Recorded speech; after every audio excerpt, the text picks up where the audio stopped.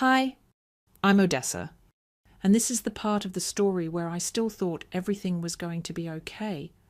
I left the city before the sun even had a chance to warm the rooftops. 9 hours. That's how long I drove. 9 hours through a snowstorm with a bakery box balanced on my lap and hope strapped to my chest like armour. My fingers were stiff on the wheel, knuckles pale. Windshield wipers squealing in protest as sleet smacked against the glass. But none of that mattered. I was going to surprise my sister at her engagement party. The cake was a strawberry champagne triple layer with sugared violets and a custom fondant banner. Vina's favourite. She told me once, half laughing after a tipsy brunch, that it was the one flavour she'd pick for her someday wedding. So when I heard about the party third hand, mind you, I did what big sisters do. I made it happen. Paid in full, weeks in advance. Picked it up that morning, tucked it between coats and towels to keep it from freezing. It's almost laughable. In retrospect, how much I thought this would mean something. I changed into heels in a gas station bathroom, 2 exits from the estate. Slipped on mascara with the kind of shaky hand you only get after clutching a steering wheel for half a day. When I stepped back into the snow, coat tugged tight. I whispered to myself, "This is worth it. She's worth it." I believed it. The estate was straight out of a bridal Pinterest board. Wrought iron gates wrapped in twinkling gold lights. Driveway lined with perfectly parked cars. Gravel cracking under my tyres like applause. A valet approached as I pulled up. He squinted at the cake box in my lap and asked, "Are you with catering?" I smiled. "No, I'm family." Inside, everything smelled like roses and money. White orchids spilled from every vase. Women in blush tulle dresses sipped champagne and swayed to the string quartet echoing from the ballroom. No one looked up. No one greeted me.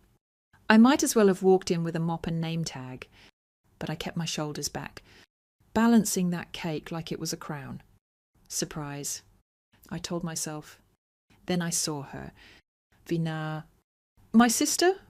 The golden one. The one with the perfect curls and curated life. Standing in the centre of a circle of bridesmaids, radiant in a silk blush gown, laughing like nothing could touch her, until she saw me. Her smile cracked. "You actually came—" "I drove all day," I said, offering the words like an olive branch. Surprise. She didn't reach for the cake, didn't hug me, just blinked like I was something stuck to the bottom of her heel. "I didn't think you'd make it in this weather." I set the box on a side table, right next to glittering macarons and personalised sugar cookies. "Well, I did. You're getting engaged." I wouldn't miss it. That's when I heard it, a whisper behind her, loud enough to catch but quiet enough to be cruel. She wasn't on the list. Was she? It was like someone had tipped my world slightly off balance. Just enough to notice. Not enough to fall yet. Vina gave a tight smile and said she'd be right back. She disappeared into a hallway lined with family portraits, none of which, I noticed, featured me. That's how it began. Not with a bang. Not with a scream. Just an awkward laugh. A too long silence. And a whisper I wasn't supposed to hear. But those are the sounds that stay with you. Aren't they? The quiet betrayals. I found my mother near the fireplace, dressed in navy silk and pearls. She kissed the air beside my cheek, like my presence was a mild inconvenience. "Just don't make this about you." "Okay," she said, then glanced down at the wet hem of my coat like it was a personal insult. "Tonight is for Vina." "Of course," I replied, smiling the way women do when they're swallowing whole hurricanes. There wasn't a place card with my name, not on the gift table, not at the dinner seating, not even on the group slideshow. The dessert table was the only spot where something of mine existed, and even that was boxed, untouched. That's when I realised something wasn't wrong. It was planned. I wasn't just forgotten. I'd been erased. I don't know what I expected after that moment. Maybe Vena pulling me into a side hug, whispering some flimsy excuse. Maybe a seat magically appearing with my name calligraphed in gold. Maybe even my mom realizing something felt off and stepping in. But no, what I got was silence. Not the kind that fills a room politely. The kind that creeps under your skin like a draft.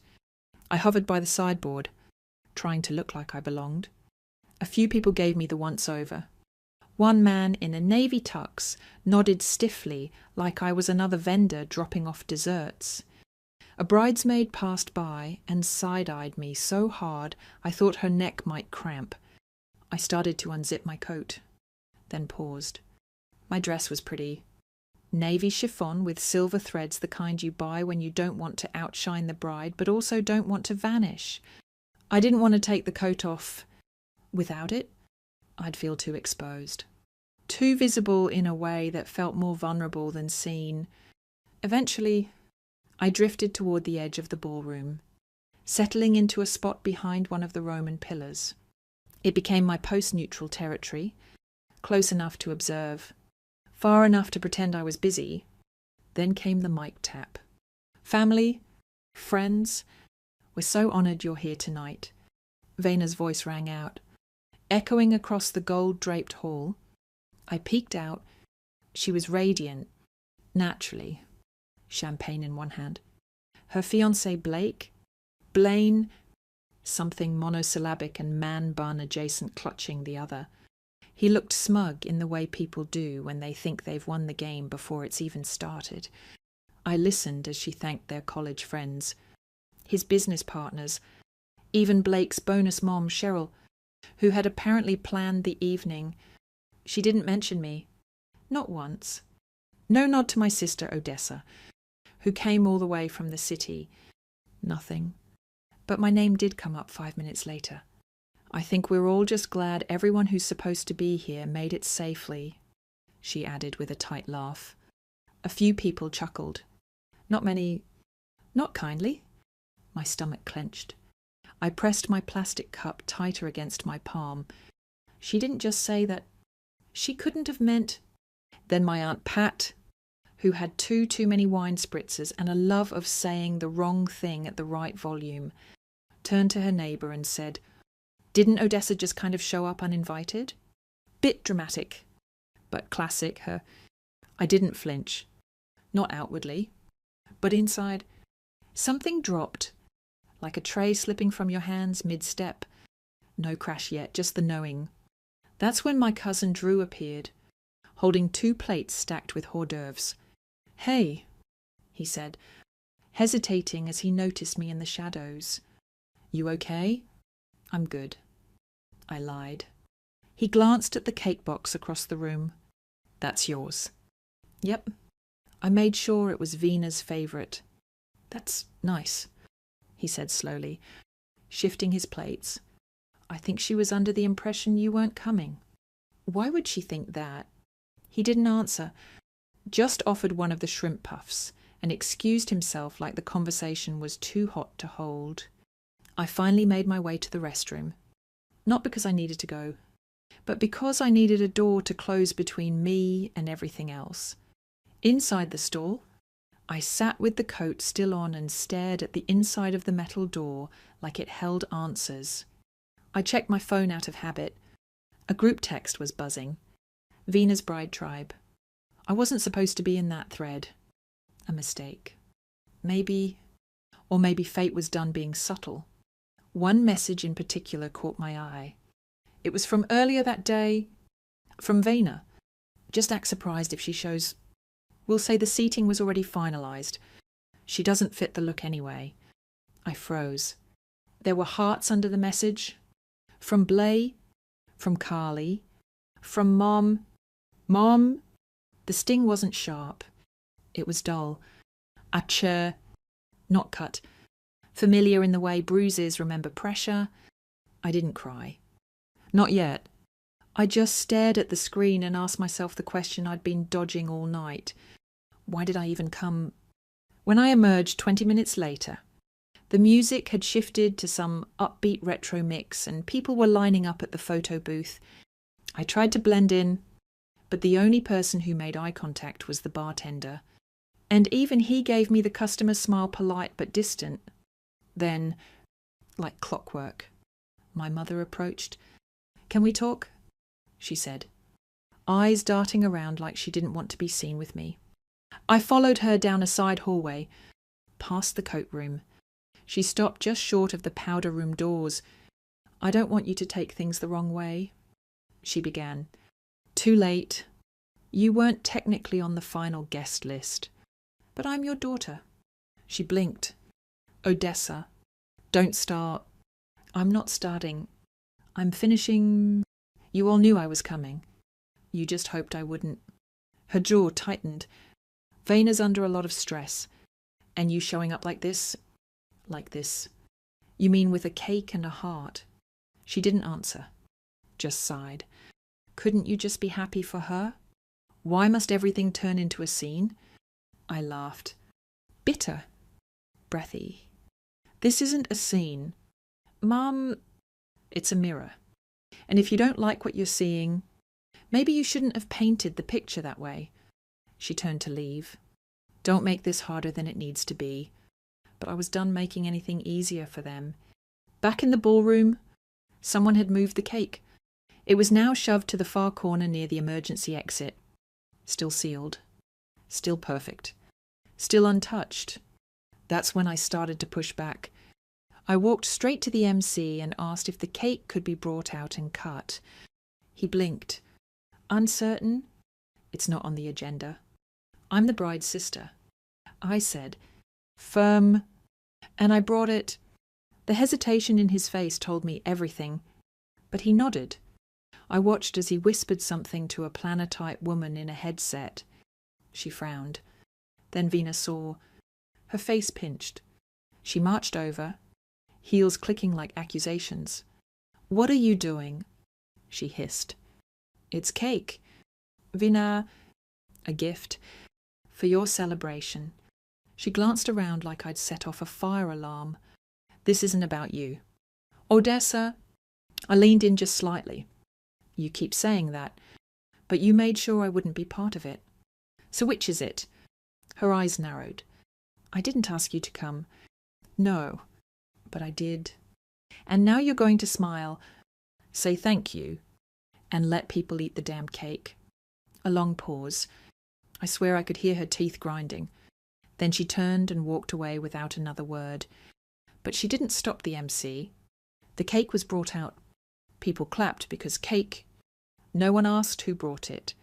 No one toasted. No one looked my way. But I didn't need them to. Because as the slices disappeared, as people laughed and complimented the flavour, I stood quietly in the corner and whispered to myself, "They can't rewrite that part. Not this time." The night dragged on. At one point, I saw Vena's fiancé glance my way, brow furrowed like he was finally noticing something off.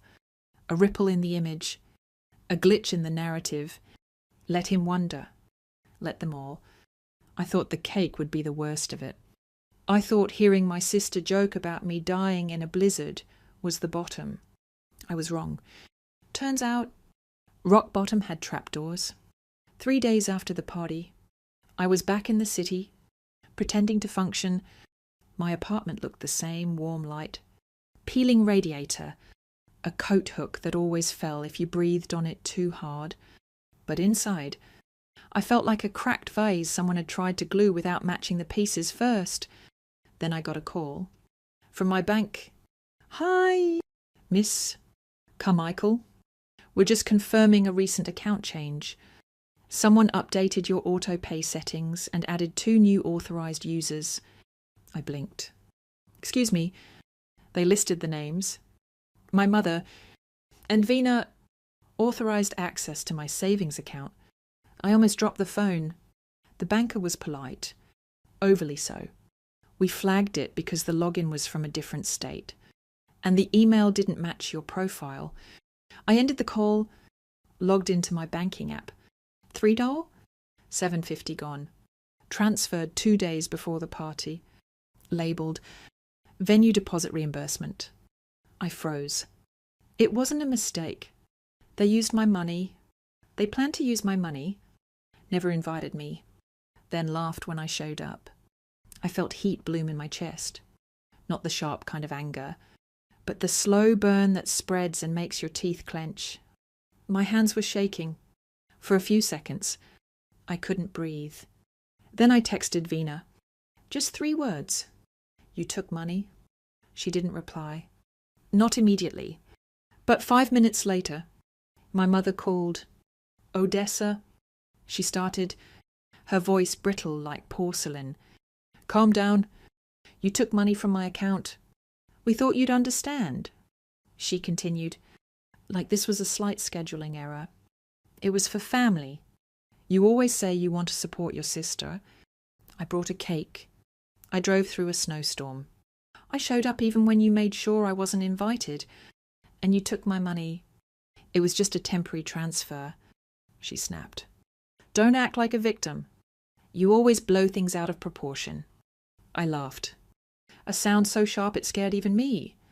You planned the whole thing. Didn't you? I asked. Erased me from the guest list. Cropped me from photos. Spent my money. And then smiled while I stood there with frozen hair and bleeding feet in stilettos on gravel. You're being dramatic. No, I whispered. I'm being done. She hung up. I stared at the phone. I didn't cry. I didn't throw it. Instead, I opened my laptop. By that evening, I'd pulled every email, screenshot, and bank receipt I could find. I compiled them into a tidy PDF titled Engagement Expenses Fraud, Carmichael Family Trust.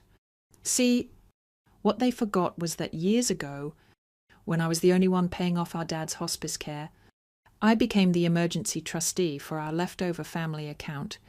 Small money, just a few thousand we hadn't split, but still legally binding, still mine to manage, and still very, very traceable. I opened an email, typed in Vena's fiancé's work email, and CC'd his father, who I'd met once at a family brunch where he talked for 20 minutes about ethical partnerships and financial transparency in mergers. Subject line: Important financial irregularities related to your engagement expenses. No message, just the file, and I hit send. Then I did one more thing. I posted a photo on Instagram, a close-up of the cake I'd brought, still sealed, still perfect. Caption: Sometimes the storm isn't outside. It's in the room pretending to smile at you. For those asking what really happened at Vena's engagement party, here's what didn't. An invitation. A thank you? Or a refund. Not invited, note raise receipts. 2 hours later, my phone exploded. Texts. Missed calls. Emails. DMs. Then, the one that ended it all, from Vena: You just ruined my life. I stared at it, let it sit, then replied, No. I just gave you the mirror you've been avoiding. I'm not your ghost anymore. Vena. I'm the one holding the light. The fallout came faster than I expected. Apparently, the venue found out the payment had been made under my account and flagged it for dispute. Vena's fiancé's parents had no idea she hadn't paid for the event herself. They'd given her the funds as a gift, but Vena had pocketed most of it, used my card for the rest. When confronted, she blamed family miscommunication. Her fiancé didn't buy it. Their engagement was postponed indefinitely, his words. Not mine. His mother called it a mercy delay. I didn't gloat. Okay, maybe I did. But quietly, with wine, alone, watching the sun set over my apartment balcony with a playlist called Vindicated, Not Vengeful playing softly in the background. A week later, Mom left a voicemail. I raised you better than this. I hope you're happy with what you've done. I didn't respond, because the truth was I was, not because I'd burned them, but because, for once, I didn't set myself on fire to keep them warm. I cleaned my apartment the next day like I was making space for someone new, someone I was finally ready to be. The boxes under my bed filled with old journals, gone.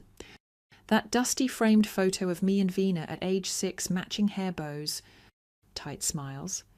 I slipped it into a drawer I didn't plan to reopen. I wasn't mourning a sister anymore. I was releasing a role I was never meant to play. The fixer, the forgiver, the background noise in someone else's celebration. Not anymore. That night, I baked a cake. Just for me, not strawberry champagne, lemon poppy seed, my favourite, topped with cream cheese icing and edible flowers I'd bought at the weekend farmer's market. I sliced a piece, curled up on my couch, and took a bite. It tasted like starting over. They didn't take it well, not that I expected them to, but still, the speed with which they turned from silence to venom was almost impressive. First came the "how could you" messages, then the guilt bombs, and then, inevitably, the rewriting. Within 48 hours of my post, Vina had updated her Instagram bio to healing. Not hating, a subtle swipe, sure, but I knew it for what it was. The beginning of the damage control tour. She posted a carousel photo set of her and her fiancé, or ex-fiancé now. No one really knew, laughing at a candle-lit dinner. The caption read, "Sometimes life throws you a curveball to show you who's really on your team." Not tagged. Me. Obviously. But I didn't need to be. I'd already become the villain in their private narrative. The storm cloud they now claimed had always hovered, ready to ruin their sunshine. Then came the family group chat revival, the same one I'd been removed from last year. Quietly. With no explanation. Someone had re-added me. Bold move. I watched the messages roll in. Aunt Deirdre. You made Vina cry in front of her in-laws. Was that really necessary? Cousin Grace. Odessa. This isn't you. You've always been above drama. Mom, we are still your family. You didn't have to scorch the earth. I read them all in silence. Then typed one message. I didn't scorch the earth. I just stopped watering weeds. And I left the chat. Again. 3 days later, Mum called. I let it go to voicemail. She left 5. I deleted the first 4 before listening. But the last one, that one I played, her voice was cold.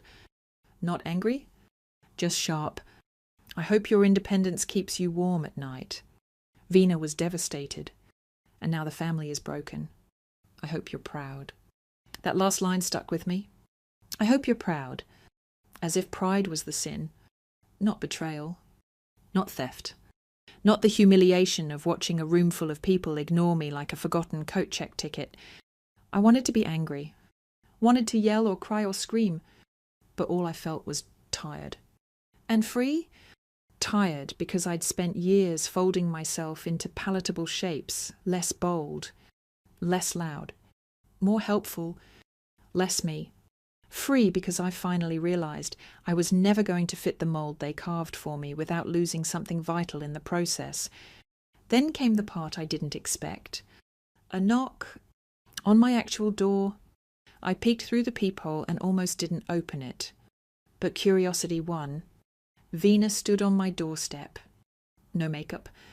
Hair in a loose bun. Wearing a hoodie I knew used to be mine. From a college trip I paid for when she said she couldn't swing it this semester. Can I come in? She asked, voice barely above a whisper. I stepped aside. She didn't sit, just hovered in the middle of my living room, looking at the succulents on my windowsill like they were easier to face than me. I wanted to explain. She started, Is this the part where you say it was all a misunderstanding? I asked. Or the part where you try to spin it into being my fault for reacting? She flinched. No, I just didn't expect it to blow up like this. You stole from me. Venna. Her eyes filled. I didn't mean to. Stop, I said flatly. You did mean to. You just didn't expect consequences. That's not the same thing. Silence. I was scared. She finally admitted. About the engagement, about the money, about everything. I panicked. So you erased me? No. Yes, I said. You did. You erased me because I remind you of all the parts of yourself you don't want to face. Because I don't disappear when told. Because I make you feel seen in ways that make you uncomfortable. She didn't deny it. For once, I started therapy, she said. I raised an eyebrow. I know that doesn't fix anything, she added quickly. But it's something. I realized I've spent so much time trying to be adored that I never stopped to ask if I even deserved it. There it was. The closest thing I'd ever get to an apology, but I didn't feel vindicated. I felt exhausted. I don't hate you, I said quietly. But I can't keep doing this. I can't keep being the one who gives until I'm empty just so you can feel full. She nodded, wiped her face. I get it. I hope you do. When she left, I didn't cry. I just stood at my window, watching her walk away, the city wind catching the hem of her hoodie. For once, I didn't feel left behind. I felt like the one choosing to stay behind, and that made all the difference. I started rebuilding after that. Not loudly, not dramatically, just with intention. I reconnected with old friends I'd distanced myself from during all the family chaos. I signed up for a painting class at the community centre on Saturdays, bought fresh flowers for my apartment every week like they were a promise to myself. I even created a new folder on my laptop, not labelled evidence or receipts, just plans. Inside, I mapped out a trip I'd been putting off for years, a solo train ride up the coast, 3 days by the ocean, no expectations, no family drama, just peace. My phone buzzed one morning as I was confirming the tickets. A message from my mother. We're having a family brunch next weekend. It would mean a lot if you came. I stared at it for a long time. Then I typed, I'm unavailable. I've finally made plans with someone important. And I hit send. That someone was me, not the version they wanted. Not the soft-spoken placeholder, but the whole messy, healing woman who'd finally stepped out of the background and realized the spotlight wasn't something to chase. It was something you built yourself. I wasn't angry anymore. Not constantly, but I wasn't apologizing either. And that was new. That was mine. There's a strange kind of peace that settles in after the storm, the kind that doesn't announce itself, doesn't throw confetti. It just arrives quiet and steady, like breath finally moving through lungs that forgot how to expand. That's what my life became in the weeks after the confrontation. Breath. In, out. Simple. Honest. Mine.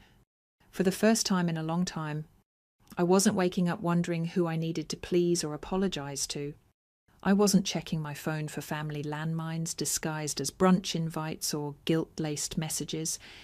The silence used to ache. Now it felt like room to grow. I said yes to things I'd always put off. I took the train trip up the coast, wrapped in a thick scarf and quiet resolve, my journal tucked in my bag like an old friend.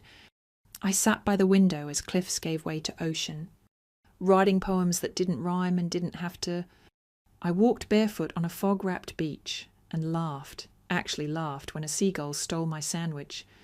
I met a woman named Kayla on the second night, over shared biscotti and small talk. She was an artist from Boston, visiting her aunt. We talked until the wine ran out and traded emails like middle school pen pals. It wasn't love. Not yet. But it was a spark. A flicker. A reminder that connection doesn't always come tangled in family obligation. When I got back to the city, I didn't dive into distraction. I rooted, signed a lease on a new place with better lighting and hardwood floors that didn't creak like old guilt, bought fresh bedsheets. picked out prints for the wall that made me smile for no other reason than they felt like me. I lit candles in the evening, not to cover a scent or mood, but because I deserved soft things. I started hosting small dinners. Not elaborate affairs, just takeout on the floor with friends I trusted and laughter that didn't carry judgment.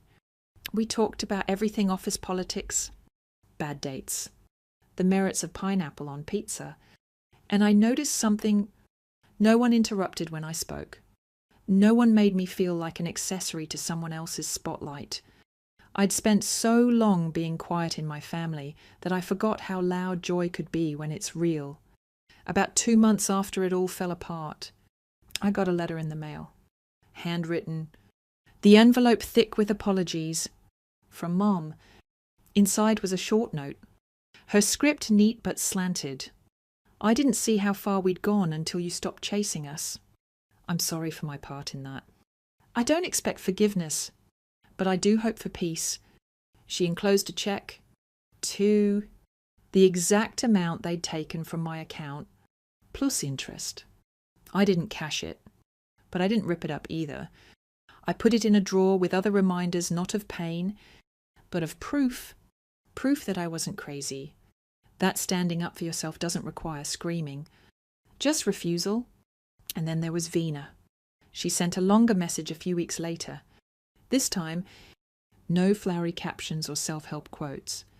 Just one paragraph. Raw and jarring. I lost you long before the party. I think I knew that, but it took seeing you leave, really leave, for me to understand what I broke. I don't know if you'll ever want to rebuild, but I'm here. Trying. I didn't reply right away. Because forgiveness isn't a sprint. It's a season, and some things need to lie fallow before they can grow anything worth keeping. Spring came slowly that year. Not just in weather, in me. I started seeing a therapist who specialised in family estrangement and boundary trauma. We talked about childhood roles, golden child syndrome, emotional inheritance, about how grief can be quiet and living people can still feel like ghosts. I said things I'd never said out loud. She nodded a lot. Sometimes she cried. So did I. Healing isn't linear. That's something no one warns you about. One day you're thriving, and the next you're sobbing over a forgotten birthday that shouldn't still sting. But I learnt not to shame the backslides. They were just proof I was walking at all. I picked up painting again. Not for anyone else. Not for gallery walls or approval. Just messy. Joyful creation. I painted the sea from memory. The cake from that night. My apartment window. Glowing with candlelight. I filled a sketchbook with versions of myself. Not perfect. Not quiet. But real. And then, one afternoon in June, something happened that caught me completely off guard. I walked past the same bakery where I had ordered Vina's engagement cake, and in the window was a small sign, now accepting orders for summer weddings, solo celebrations, and personal victories. It made me stop in my tracks. Personal victories. I walked in. There was a new girl behind the counter. Young, bright-eyed.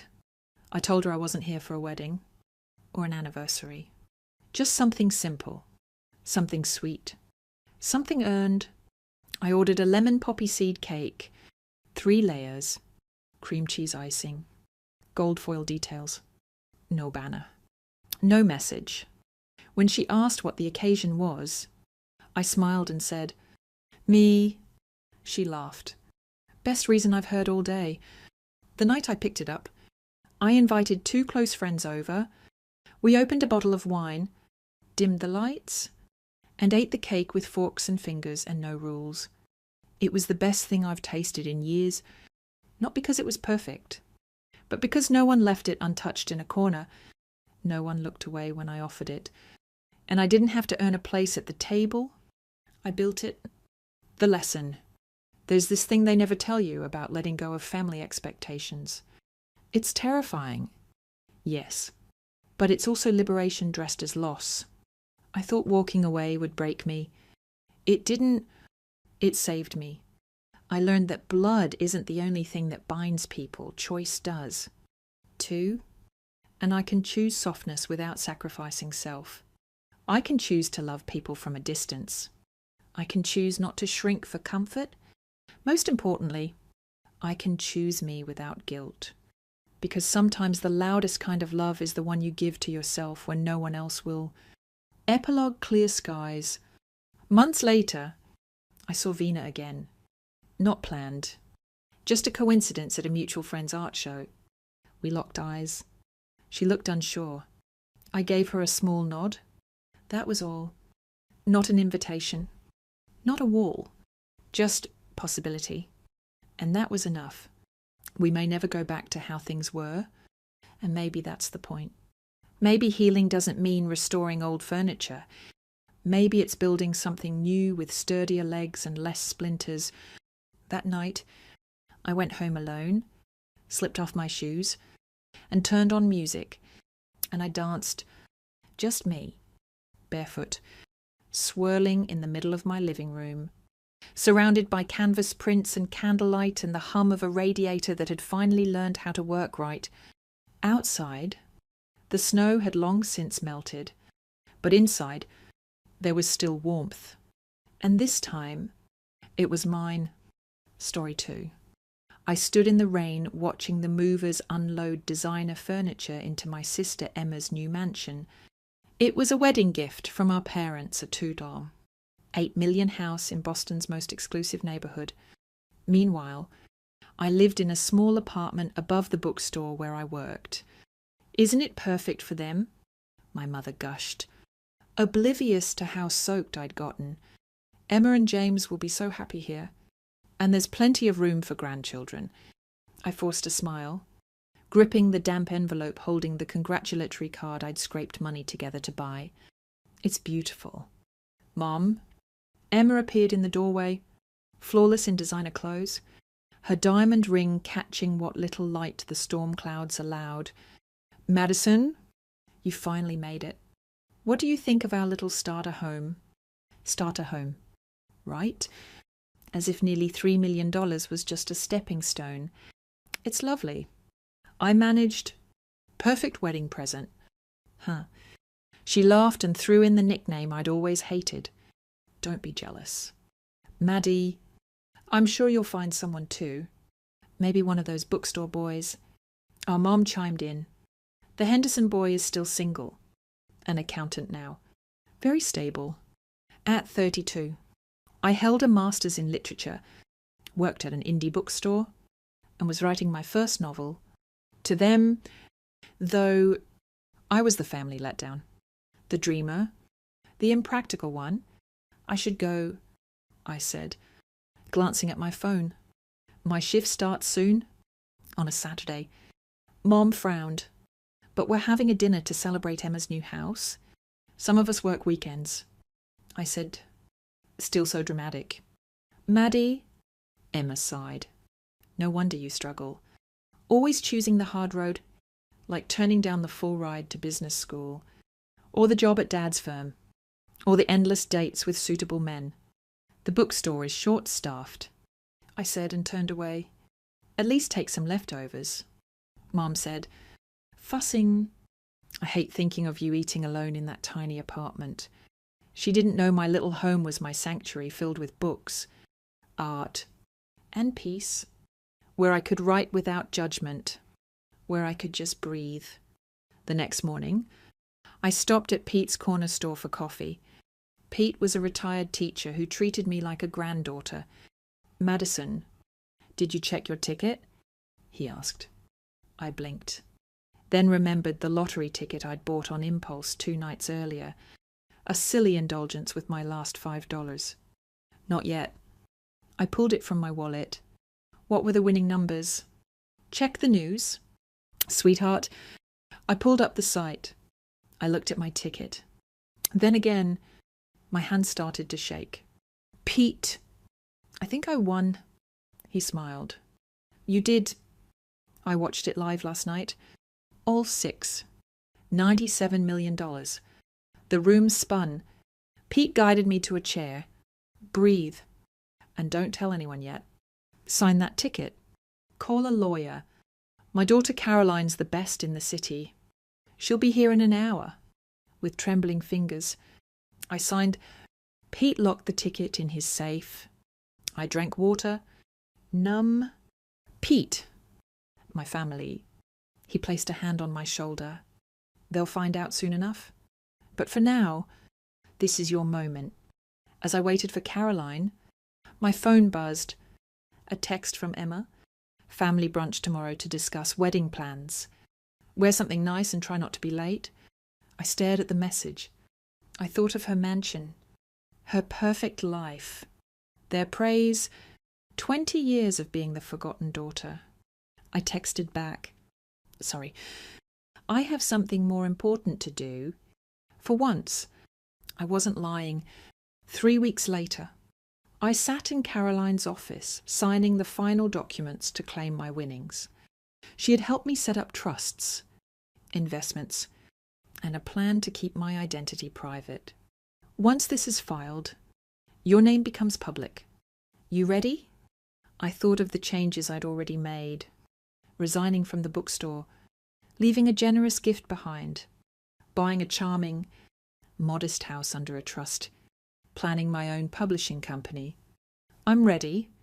The next morning, every local headline screamed my name. Bookstore employee hits $97 jackpot.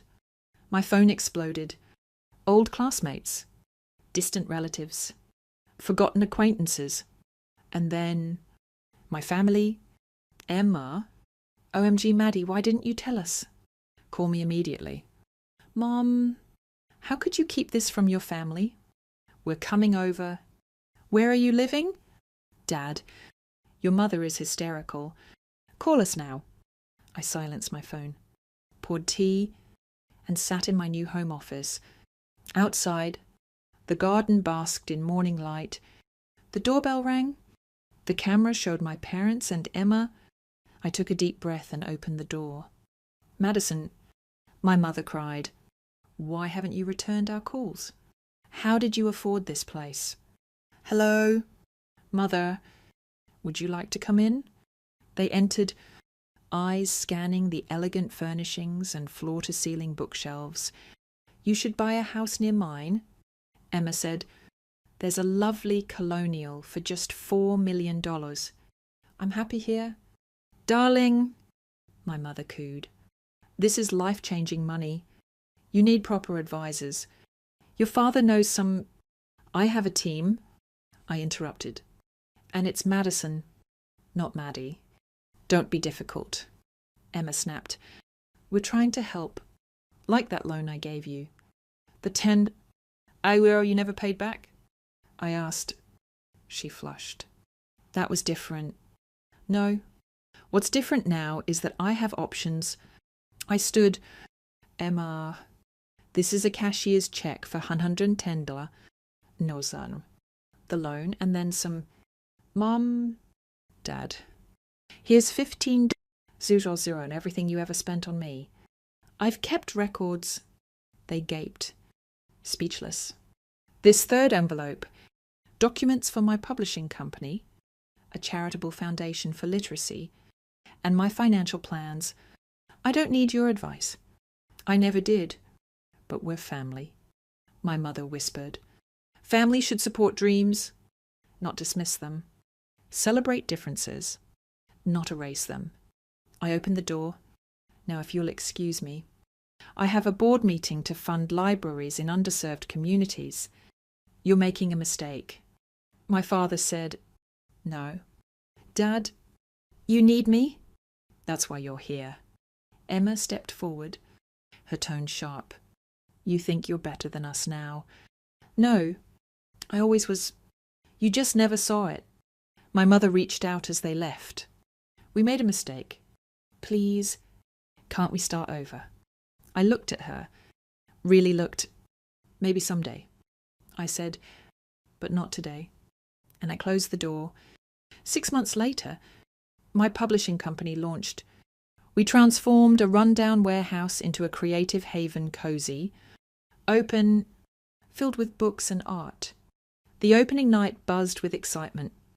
Local authors we signed mingled with agents and teachers. A wall proudly displayed kids' stories from our literacy program. Pete stood next to me, glowing, "Look what you've built." Not a penny wasted on pretending. He was right. I could have bought a corporate tower downtown. Instead, I chose to invest in something real. Our company was small but growing, and it had heart. A text came through from Emma. "Saw your company in the business journal. Must be nice having everything handed to you. Bit of a rough patch here, James lost his job. Could use some support." I didn't reply. She'd sent messages like that for weeks now, sometimes guilting, sometimes outright demanding. Then came the real ambush. That night, at our launch, I saw them walk in. My parents, Emma, James, all dressed up like they belonged, like nothing had happened. My mother found me first. "Madison," she said, tensy, eyes flicking around the room. "We need to talk. It's important." I motioned toward the hallway. 5 minutes. She hesitated, then followed. "Everything's falling apart," she admitted. "Your father's company is in trouble. Emma's house is being foreclosed. James lost everything in a bad investment. We need your help." I crossed my arms. "Why now? Why here?" "Because we thought you'd understand. You're successful now. You're in a position to support family." "No," I said. "I'm in a position to offer opportunities, not handouts. You're still punishing us. I'm protecting what I built." Emma appeared then, makeup running, voice shaky. "Please, Maddie. We have nothing left. James's clients disappeared. The market turned. We have nowhere else to go." The hallway grew quiet. Our guests peeked curiously. I stood tall. "You want help? Fine." I set up interviews. Dad, Carter Financial needs senior advisors. Emma, the Arts Centre needs a fundraiser. James, there's a project management job at a local contractor. Emma stared. "You want us to work for other people? I want you to earn your way." Like I did. No one spoke. My voice stayed calm. "If you want a relationship with me that isn't about money, start there." For once, they didn't argue. Pete joined me afterward. "You okay?" "Kiddo." I looked around the room. The books, the lights, the laughter. I really am. Weeks passed. Slowly. I saw change. Emma got the job at the Arts Centre. Her first weeks were rough. She had to adjust to long hours, tight budgets, and doing things herself. But she stuck with it. My father started at Carter Financial. He was humbled, quieter. He didn't flaunt his resume. He listened more. James took the construction job. Not glamorous. But he worked hard. And for the first time, he sounded like someone grounded. They hadn't thanked me directly, but they showed up differently. And that mattered more. Then one Saturday, my mother stopped by the publishing house. No entourage. Just her. "I wanted to see it," she said. "All of it." I gave her the tour. She paused at the children's section, watching a group of kids laugh over picture books. "It's beautiful." "Madison," she said softly, "I'm sorry we never saw this in you. You couldn't see what you refused to value." She nodded. "We're trying." "I know," I said. Not everything had healed, but it was healing. That night, I went home to my quiet house. I poured a glass of wine, opened the window, let the wind move through. I'd started a new novel. It wasn't about revenge. It was about reclamation. Because sometimes the real story doesn't begin when people finally see you. It begins the moment you stop needing them to. And I was already halfway through the first chapter. Story 3. I remember the scent of vanilla cake. My mum baked it on my 18th birthday. She never baked. Not even for holidays. But that morning, she did. Looking back, I should have known something was off. They waited until afternoon. I was still in my pajamas when Dad called me into the living room. He didn't look at me. Mom was staring down at her lap, her lips tight. Something had happened. I could feel it. "Sit down," Dad said, coldly, the same tone he used when I spilled something as a kid. I sat down, confused but calm. I'd learned not to show emotion around them. That only made things worse. "You were adopted," Mom said. Flat. No emotion. No warmth. "We took you in when you were 2, Dad added. "Your birth mother couldn't care for you. We did what we could." I sat frozen. "We think it's time," Mom said. "You find your own way now. You're old enough." Dad reached under the couch and slid a small duffel bag across the floor. "There's some money and clothes in there. We arranged for you to stay at a hostel until you find a job. They were kicking me out. On my birthday, I didn't cry. Didn't scream. I stood up slowly, nodded, and said, 'Thank you.' They didn't see how my hand clenched the bag strap. They didn't see the fire in my eyes. Because what they didn't know, what they never imagined, was that 3 weeks earlier, I had found the letter. It was buried in the hallway cabinet, behind tax papers. An envelope addressed to a woman named Elena Vasileva. Inside was a birth certificate. My name, her name, no father listed. I looked her up. Went to the library, dug into old newspapers. What I found silenced me. My real mother hadn't been unfit. She'd been silenced, institutionalized after trying to expose a powerful man. Now, as I stepped out the front door of the only home I'd ever known, I didn't feel abandoned. I felt ready. The hostel smelled like bleach and stale air. I kept my back to the wall that first night, clutching my bag. The envelope was everything now. At sunrise, I left, walked an hour to the public library. My safe place. They had the archives. I slid the microfilm reel into the reader. Local psychiatrist Elena Vasileva institutionalized after whistleblower claims backfire. The photo showed her being led away in cuffs. Her face wasn't scared. It was defiant.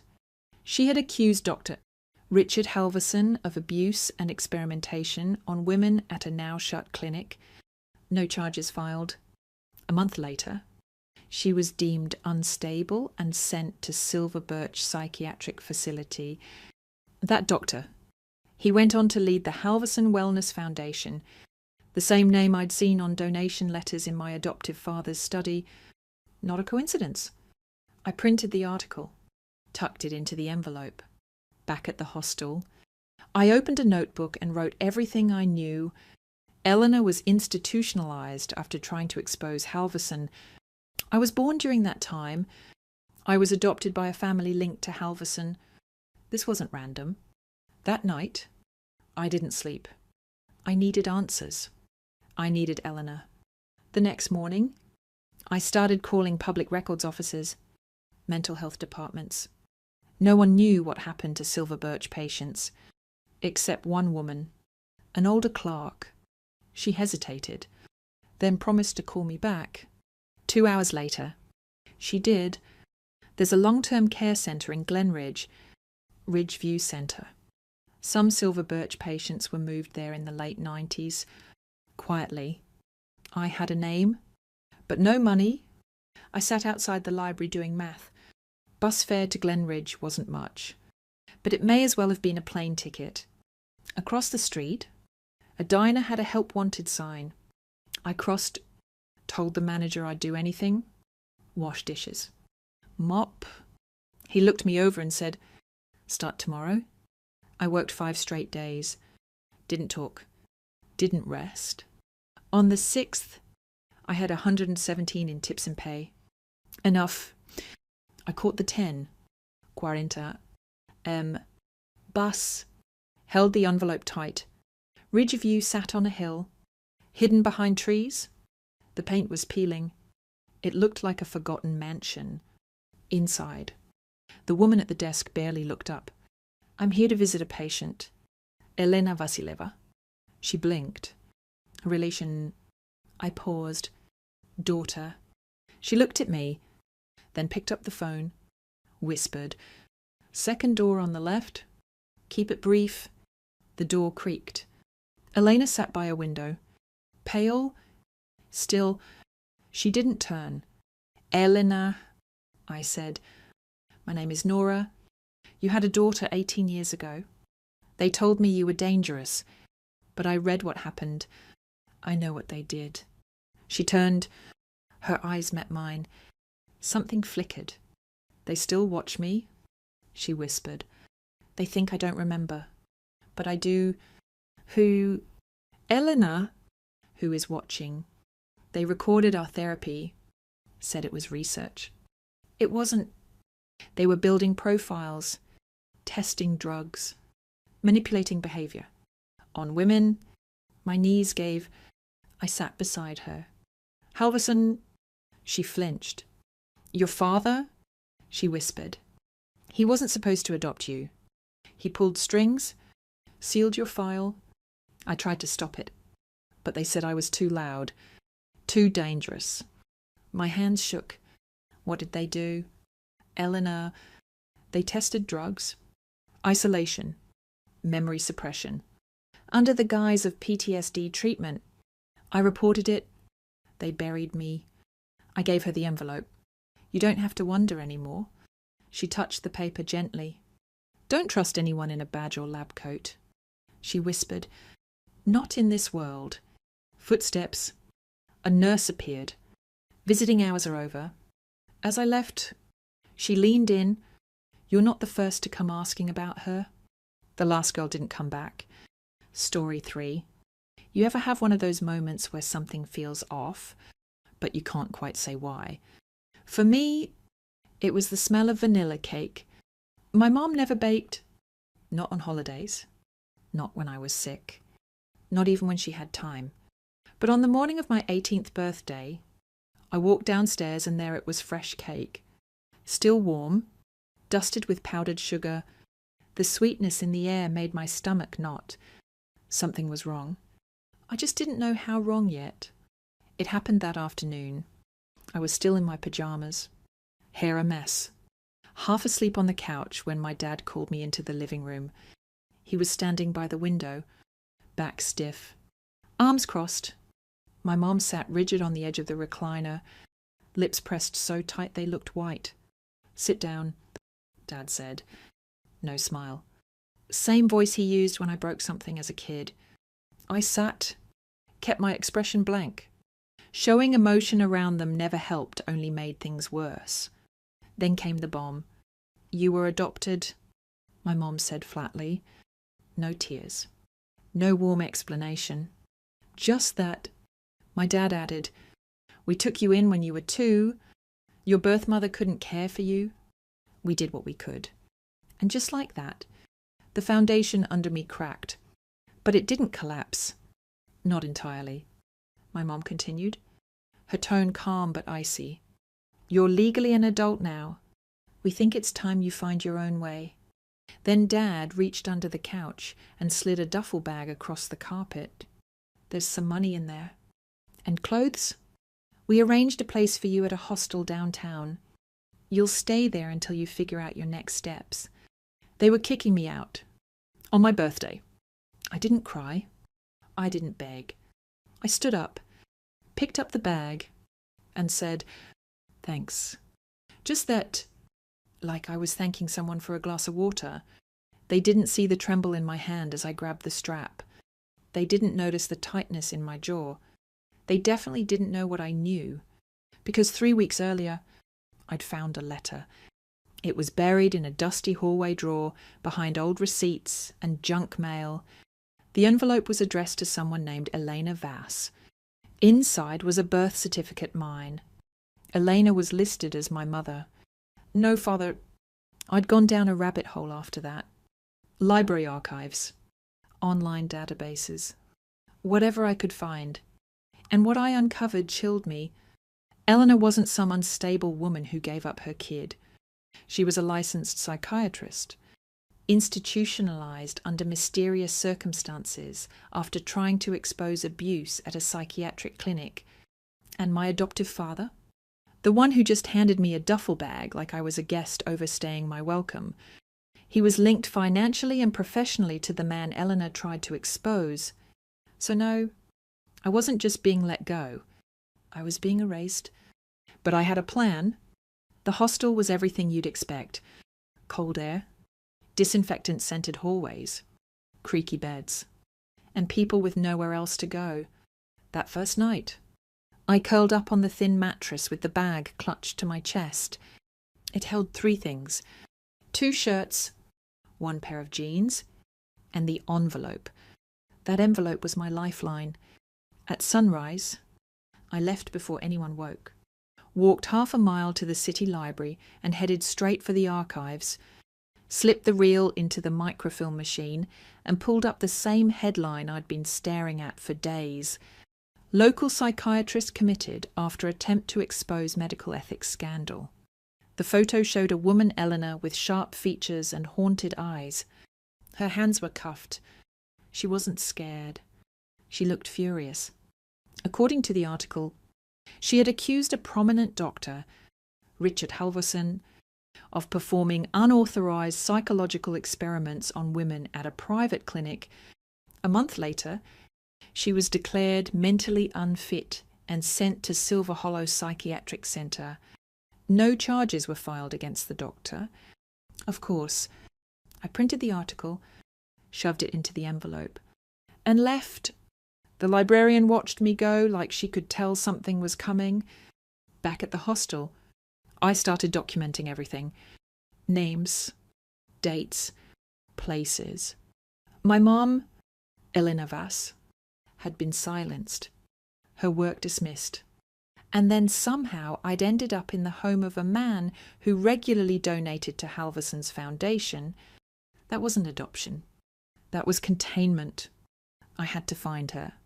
Finding Silver Hollow was harder than I thought. The facility had closed years ago, and most government offices didn't even have it on record anymore. But eventually, I got lucky. A clerk older. Kind voice called me back hours after I left a voicemail.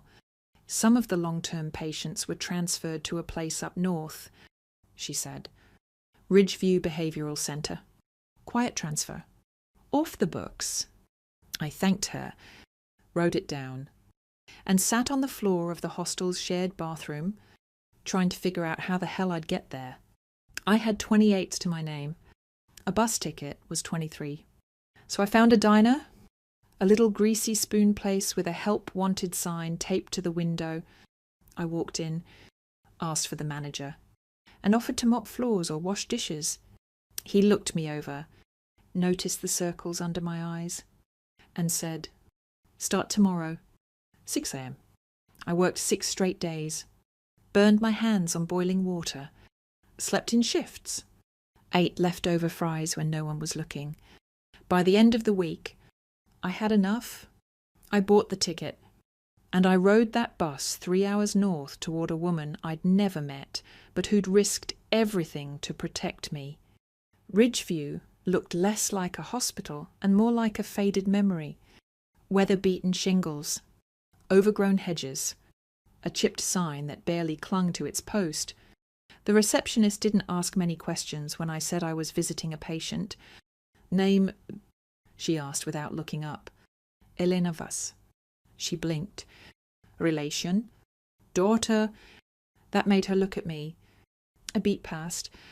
Then she picked up the phone, whispered something I couldn't hear, and pointed down the hallway. Second door on the left. "Keep it brief." The hallway was silent. "Sterile." I walked slowly, heart slamming like a drum. Then I saw her. She sat by the window, spine straight, face pale. Her hands were folded neatly in her lap, her expression blank. "Elena," I said. My voice cracked. She turned, and I swear something shifted. Not much. Just the tiniest flicker of recognition. But it was there. My name is Mara. I said, You had a daughter 18 years ago? They told me you were unfit. They said you were crazy. But I found your report. I know what you tried to do. For a long moment, she didn't speak. Then her lips parted. They still watch me. She whispered. They think I forgot. But I didn't. That was the first piece of the puzzle. But it wasn't enough. She told me bits and pieces of drug trials, surveillance, memory experiments under the guise of therapy, of how she tried to blow the whistle and was committed instead. They made you disappear. I said. She nodded. And they took you, hid you somewhere I'd never find you. But I found you anyway, I said. That day, I promised her I'd finish what she started. I didn't know how, but I would. As I left, a nurse at the door paused and said something I'll never forget. You're not the first to come asking about her, but the last one didn't make it back. That night, I didn't go back to the hostel. Instead, I checked into a cheap motel near the Greyhound stop peeling wallpaper. Weird smell in the carpet. The works. The kind of place where no one asks your name twice. I locked the door, pulled the curtains tight, and sat on the edge of the bed, staring at the ceiling like the answers might be hiding in the cracks. That nurse's words kept replaying in my head. The last one didn't make it back. I didn't even know who she meant. But my gut told me it wasn't just some scared kid who lost their nerve. This felt heavier, like a warning dressed up as small talk. So I opened the envelope again. Birth certificate. Newspaper clipping. Elena's scribbled medical report I'd printed. It wasn't enough. I needed real proof, something no one could twist, bury, or deny. The Halverson Foundation wasn't just a random name anymore. It was the thread tying everything together. My adoptive father, Thomas Brenner, wasn't just some kindly man who'd opened his home to a troubled child. He was listed by name as a founding board member on a tax document I found buried in public records. I stared at it for a long time. The man who raised me, who once told me I'd never be more than average, helped bury the truth about my mother, helped get her locked up. And he raised me like I was a favour he couldn't return. That night, I opened a notebook and started planning really planning. I needed someone who'd done this before. Someone who'd taken on institutions and won or at least survived. I remembered this podcast I used to listen to at the library. Ex-journalist turned whistleblower advocate, Rachel Ashby. She'd been fired years ago after trying to expose abuse at a juvenile rehab centre. They called her a conspiracy nut, but she kept going. Off-grid, independent, real deal. I found an encrypted email linked to her podcast. Sent one message. Short and direct. My name is Mara. I found medical records and video evidence tied to Halverson Foundation experiments. I have proof. My mother was institutionalized after trying to expose it. I think someone tried to silence the last girl who looked into it. Her name was Claire Rothman. Please help. I didn't expect a response. But 4 hours later, I got one. Where are you? Leave your phone. Bring only paper copies and a flash drive. I've waited years for this. Rachel didn't live in the city. She lived in a cabin 3 hours north, buried in woods thick enough to muffle sound. No neighbours. No streetlights. Just trees and silence and the sharp crunch of gravel under tyres. She met me on the porch. Late 40s, maybe early 50s. Worn jeans. Tactical boots. Sharp eyes. No smile. Inside, she had everything set up old laptop. Burner router, and more filing cabinets than a government building. She didn't waste time. Show me. She said. I slid the flash drive across the table.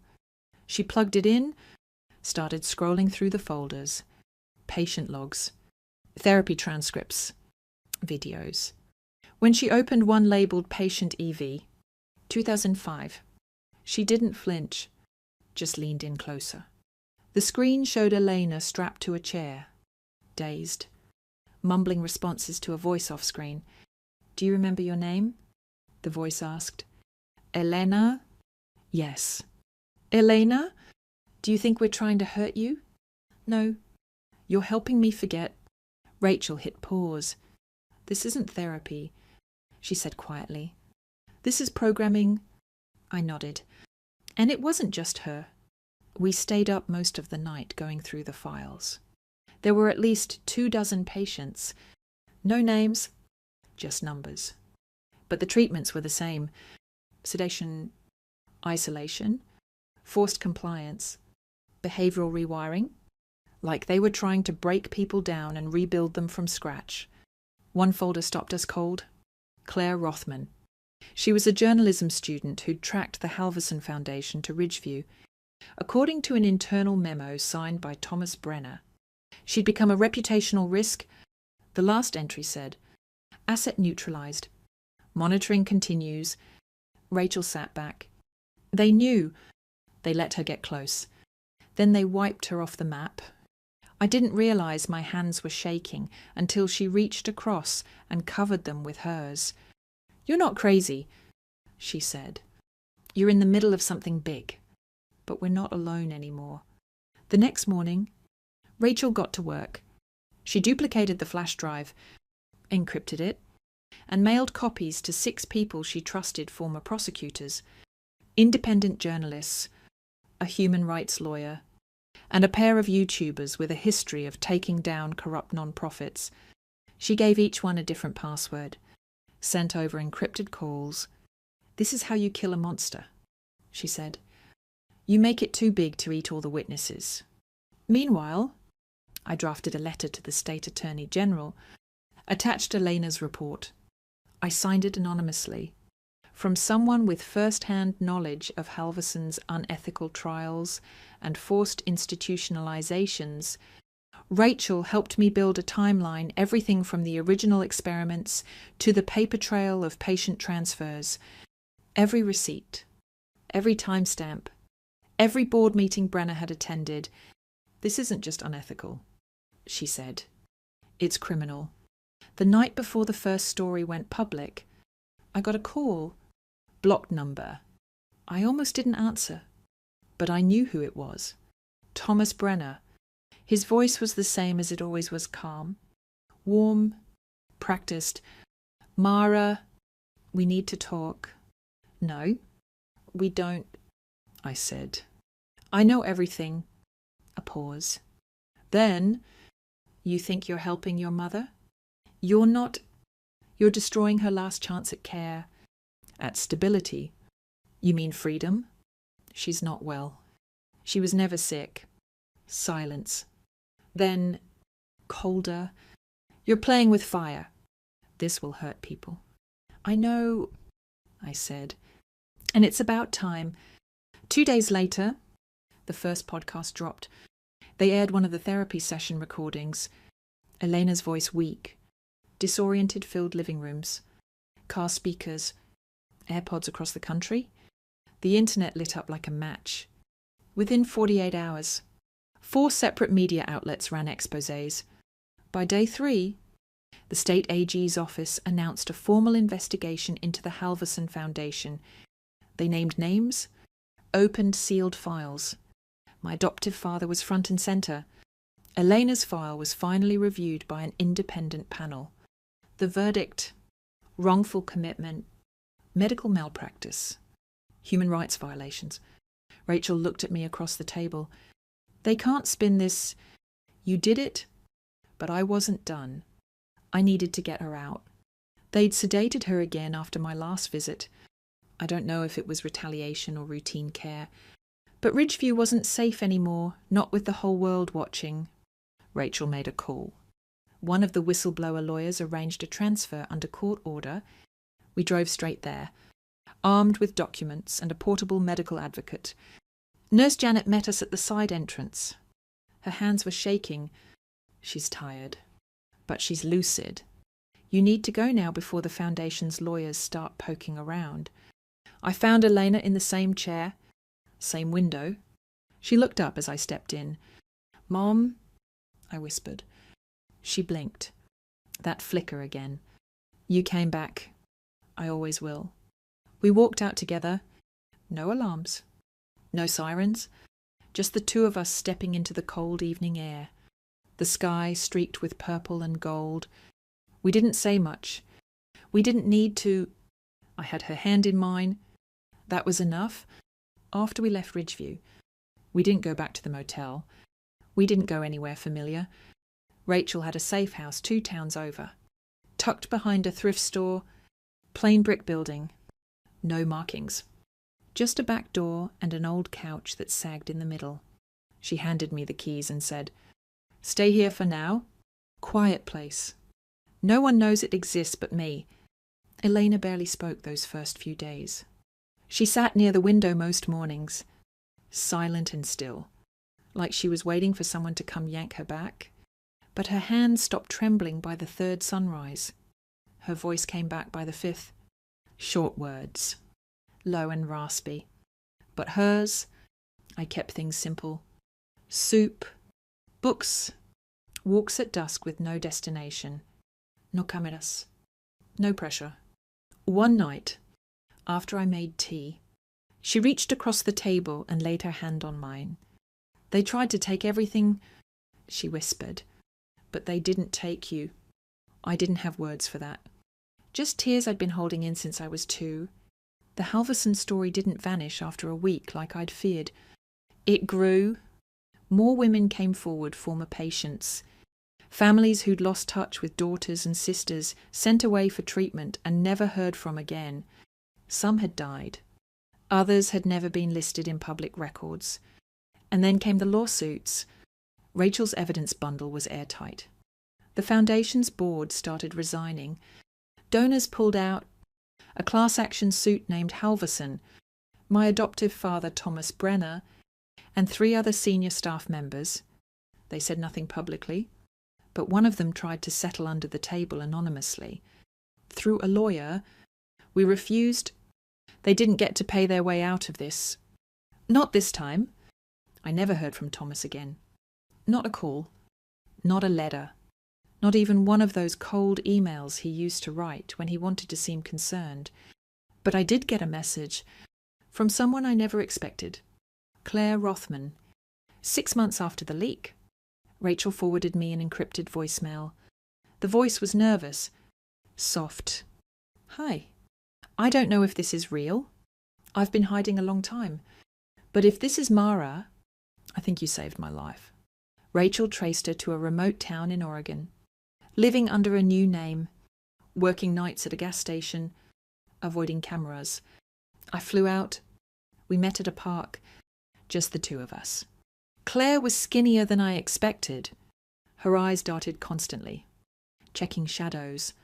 But when she saw me, she smiled like she hadn't smiled in years. "I thought I was the last one who cared," she said. "You weren't." We sat for hours. She told me about how deep she'd gotten tracking funds, interviewing ex-employees, almost publishing an exposé until someone broke into her apartment and wiped her laptop clean. After that, she ran. "I wanted to come back," she said, "but I thought they'd finish what they started. They still might." I said, "But they'll have to go through all of us now." Back home, Elena started therapy. Not the fake kind from back then. Real therapy. From someone who didn't try to control her mind but helped her take it back. Some days were hard. Her memory had holes. Time bled together. But she got stronger. Slower than she wanted. But stronger all the same. She even helped me sort through the files. Said it helped her reclaim the story. "This isn't just about me anymore." She told me one night, "This is bigger. This is a system." I nodded, because we weren't just telling people what happened. We were showing them how it worked. A few months after the trial began, Rachel and I were invited to speak at a public hearing on institutional abuse. Elena came too, quietly. She didn't want the cameras, but she wanted to be there. I remember standing at that podium, palms sweating, reading from a page I'd written the night before, My name is Maravas. I was adopted by a man who helped destroy my mother's life.